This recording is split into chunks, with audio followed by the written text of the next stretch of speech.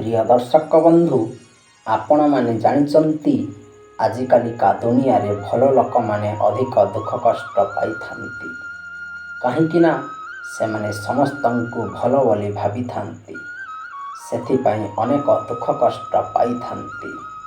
आजिकालिका दुनिया रे जेते सरल और निरीह हब लोक आपणंकु सेते परिहास करंती। दुनिया रे सेही भली लोक माने अधिक दुख कष्ट पाइथांती, जो माने अन्य लोकंकु खुशी रे रखिबा पाई सबु जंत्रणा सही थांती।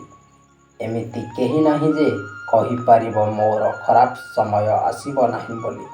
आम चैनल रे जदि नुआ आसिचंती चैनल को सब्सक्राइब करंतु एवं पाखरे आसुथिबा बेल आइकन को प्रेस करंतु एमिति नुआ नुआ वीडियो देखिबा पाई।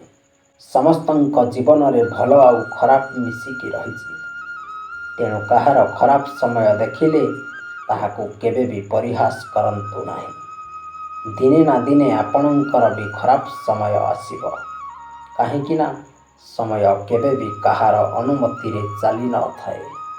आपण माने जानिचंती ए दुनिया रे जो लोक माने निजर बोली भावी थांती, सेही लोक माने ही विपद समय रे छाड़ी चली जाती।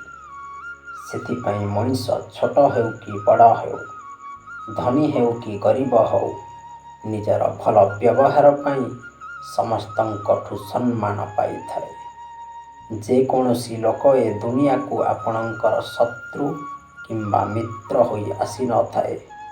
आमर व्यवहार द्वारा ही आमे शत्रु किंबा मित्र करिथांती। सेथिपाई काहाकु खराब व्यवहार करंतु नाही, समस्तंको भल व्यवहार करंतु एवं समस्तंक सहित शत्रुता न होई मित्रता होई रुहंतु। भिडियोटी भल लागिले लाइक, शेयर एवं सब्सक्राइब करंतु। आज पई रहुछि, पुणी देखा हबो आउ एक नवा विषय रे।